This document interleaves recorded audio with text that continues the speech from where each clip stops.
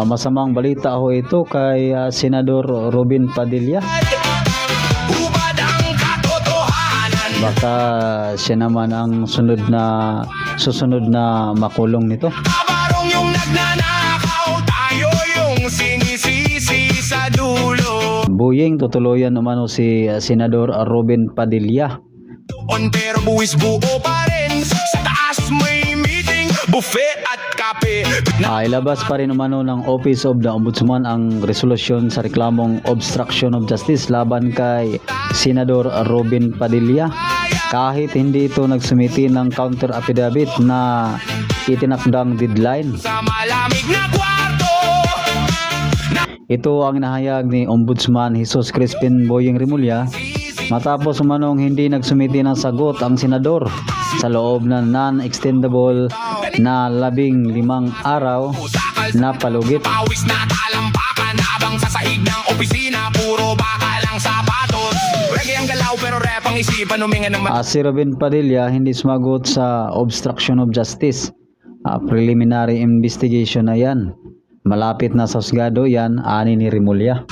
sa kota, tumatakbo sa EDSA, billboard puro saya, wala namang adbara sa gutom sa Ayon pa ni Ombudsman, kawa, minsan parang hindi mapipigilan ng kawalan ng counter affidavit ang pagresolba sa reklamong isinampal laban kay Padilla. ang hinuhuli. Nakabarong Matandaang noong Hulyo 23, sinatasan ng Office of the Ombudsman Senador Robin Padilla, Senate Minority Leader Alan Peter Cayetano at dating Senate Sergeant at Arms Mau Aplaska na magsumiti ng kanilang counter affidavit kaugnay ng reklamong inihain sa Tindig, Pilipinas. Tagalog ang sigaw ng bituka ng bayan. Nagugat ang reklamo sa alegasyong tumulong umano si Padilla sa paglabas ni Senador Ronald Bato de la Rosa sa Senado noong Mayo 14, 2026 May pabingo, reggae sa upang maiwasan ng umano'y pag-aristo batay sa warrant ng International Criminal Court. may tahimik na usapan, may listahan kung sino ang Opo, masamang balita ito tungkol kay Senador Robin Padilla. nakabarong yung nagnanakaw. Baliktad ang mundo, pero tayo ang nagbabay. Ngayon basahin natin yung mga komento. Katotohanan, May 135 shares na itong post ang balita ngayon. nakabarong yung nagnanakaw. Tayo yung isisi sa dulo. Ito po ang komento ni Gil Campania Sarangdun. Karton, kinakapkapan. Sadyang ubusin ni Remulla ang lahat na kalyado ng mga Duterte. Tutuluyan daw si Idol Robin. Bakit hindi niya tuluyan sila Martin at Saldi?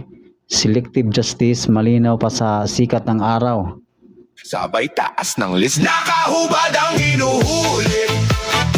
Nakabarong yung nagnanakaw. Baliktad ang mundo. At ayon naman kay Pata Jamil Takia, Bayad. bring it on, Mr. Ombudsman, but no one can bring down a good senador, a good fight, Senator Robin Padilla. Barya-barya ang sukli. At ayon naman kay Lorito Arzabal, Tao pa rin. para ka ng hari, sir. Pinag-uusapan ko. Ginagawa mo lahat ng gusto mo. Nakahalatang ipakukulong mo ang mga senador na hindi niyo kakampi. Na ang milyon sa iba, pero pag kulang ng piso sa jeep, ang Ayon naman kay Dilpa Surit, uubusin ni Remulla lahat ng kalaban para wala nang makapagpipigil sa pagsayaw nila ng cha-cha. baliktad ang mundo, pero tayo ang nagbabayad. Hubad ang katotohanan, nakatago sa malamig na kwarto. Ayon naman kay Jeep Onaris, Barong yung nagnanakaw, tayo at ang ina, inubos sila ni Bonjing. Sobrang halata, gago.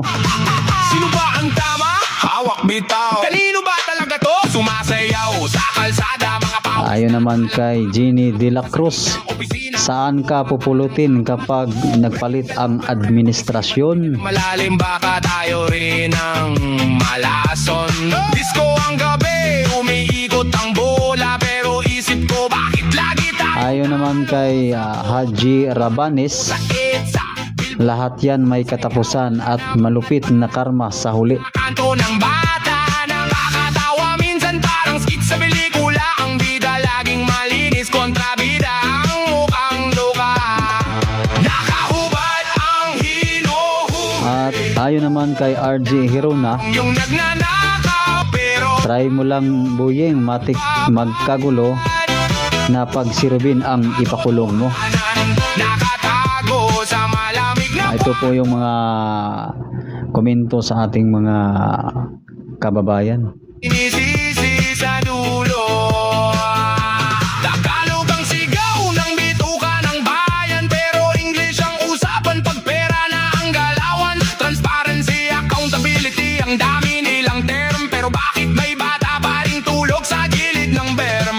Sa fiesta may paraffel, may pabingo, reggae sa sound system, sabay disco sa kanto, pero sa loob ng Ayon naman ni Danilo Kaliguid, kunting kimbot na lang 2028 na. mundo, pero tayo Lagot kayo pag si Sara Duterte na ang makaupo sa pwesto. kato